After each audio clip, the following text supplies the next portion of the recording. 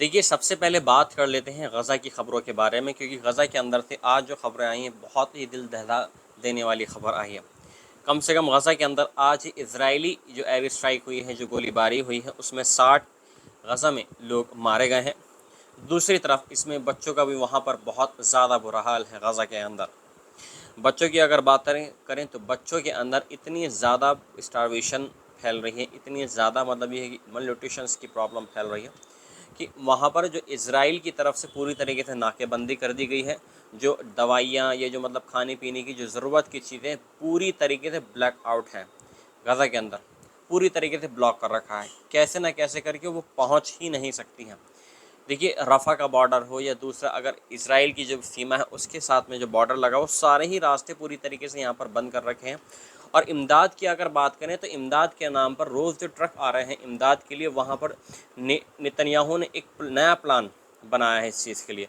Netanyahu ने जो गज़ा के ही कुछ जो लोकल गैंग्स हैं उनके साथ में उन्होंने गठबंधन करा है, उनके साथ में उन्होंने हाथ मिलाया है।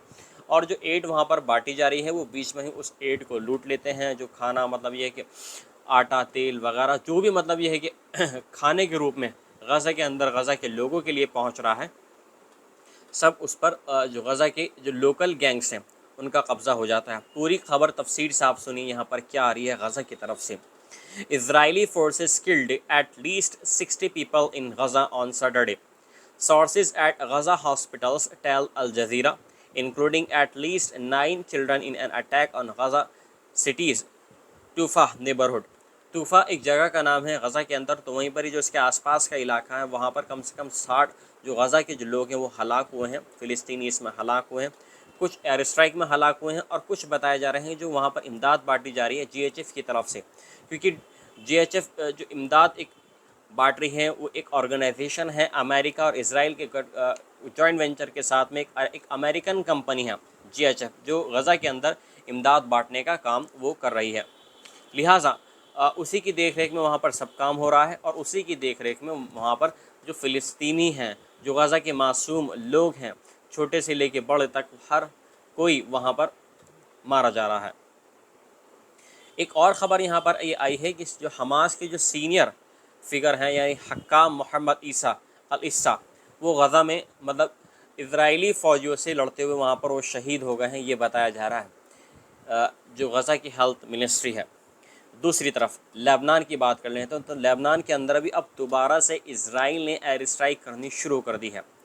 देखिए, गज़ा लेबनान की तरफ से जो खबर आ रही है कि an Israeli attack on southern Lebanon killed at least 2 people on a motorcycle in the village of Mahrouna, Lebanese official से। मतलब लेबनान के जो टॉप ऑफिशियल्स हैं उन्होंने पूरी तरीके से कंफर्मेशन कर दी है कि दोबारा से इसराइल के जो अटैक्स हैं वो एयर स्ट्राइक हैं वो दोबारा से शुरू हो गई हैं।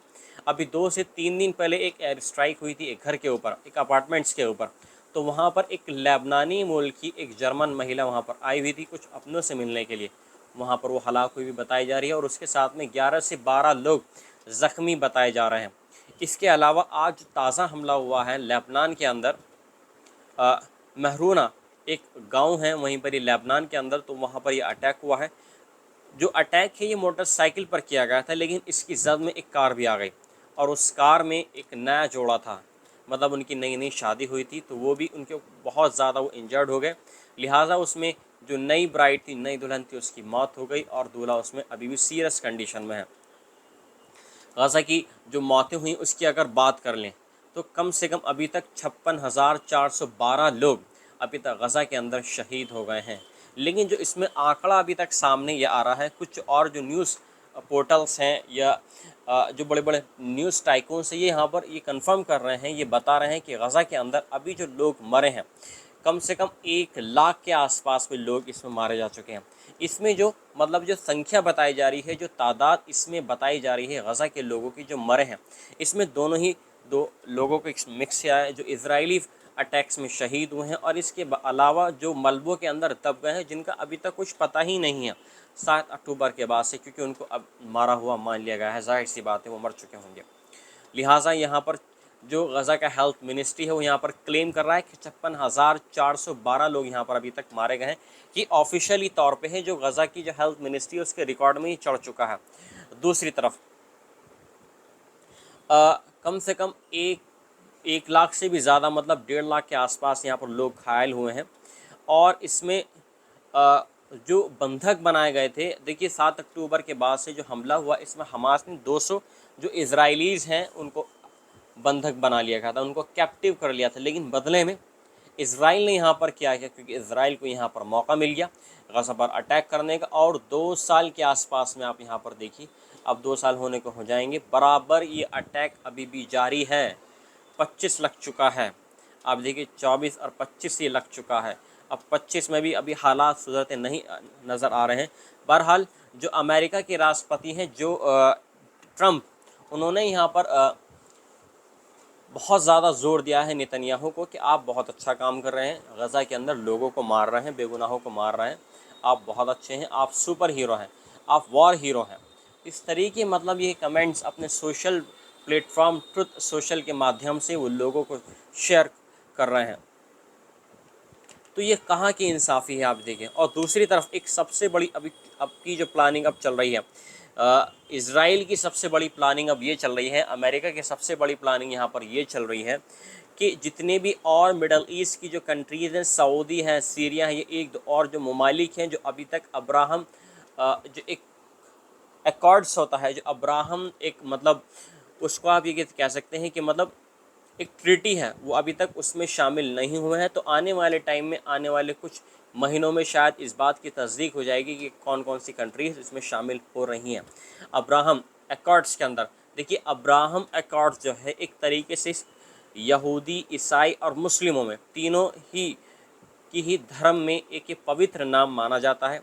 एक प्रॉफिट गुजरे हैं इब्राहिम अलैहिस्सलाम, तो उनके ही नाम पर इस चीज़ का नाम दिया है, क्योंकि ये नाम तीनों ही मतलब धर्मों में बहुत ही ज़्यादा इम्पॉर्टेंट है, क्योंकि रूट्स जो निकली हैं सब यहूदियों से, ईसाई से, मतलब ये एक रूट्स चलती हुई आ रही हैं। तो उसी के लिए ये अब्राहम यहाँ पर एकॉर्ड्स दिया गया है। और उसका मतलब ये है कि अब्राहम एकॉर्ड्स का मतलब ये है कि जितने भी और मुस्लिम ममालिक मुल्क हैं वो इज़राइल को ऐसे देश की मान्यता दें, और यही एकॉर्ड्स का मतलब है, अब्राहम एकॉर्ड्स का। देखिए अभी जो गज़ा के अंदर से जो खबर आ रही है, एक ख़बर और भी आ रही है कि गज़ा के अंदर देखिए वहाँ पर देखिए कुछ ना कुछ वहाँ पर मिल तो रही है। गज़ा के अंदर सब्ज़ी भी मिल रही है, चावल आटा भी मिल रहा है, लेकिन उसकी जो कीमतें हैं वो आसमान छू रही हैं।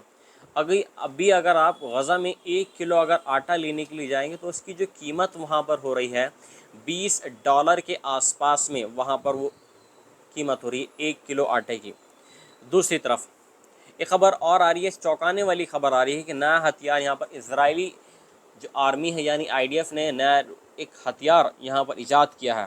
वो हथियार ये है कि जो जो आटा है उसके अंदर कुछ जो पॉइजन स्पिल्स होती हैं वो उसमें ऐड कर रहे हैं, उस आटे में मिला रहे हैं और फिर वो ऐड के नाम पर लोगों को बांट रहे हैं।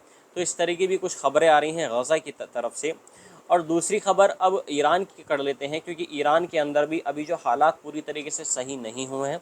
बराबर यहाँ पर ईरान ये बोलता आ रहा है कि अभी तक सीज़फायर के बाद भी कि हम अपना जो न्यूक्लियर प्रोग्राम है वो रिज्यूम करेंगे, हम उसको जारी रखेंगे, हम बिल्कुल भी अपने प्रोग्राम को होल्ड नहीं करेंगे, और ना ही हम अभी किसी भी तरह की कोई अमेरिका से बात करेंगे। देखिए अमेरिका इसराइल के साथ में था, सब पता था कि मीटिंग 15 तारीख को होने वाली है, 15 जून को होने वाली। उससे पहले ही इसराइल ने अमेरिका की ग्रीन लाइट मिली और उसने एयर स्ट्राइक कर दी ईरान के न्यूक्लियर साइट्स पर।